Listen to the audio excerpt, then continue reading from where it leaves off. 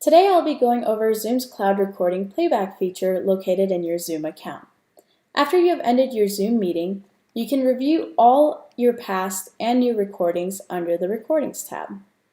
Here I can select a specific recording to review and see the file types that were generated from the meeting. You can customize these file types under Settings and Recording. Here I can also edit the recording's name and start reviewing the recording. As you can see, I have my screen share to the left and my active speaker to the right, and I can customize the size of the view.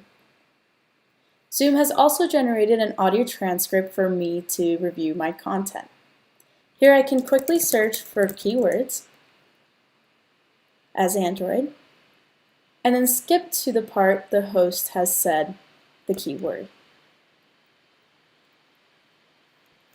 Zoom will also generate a shareable link to send out to your attendees, where you can enable them to download the recording and password protect your recordings.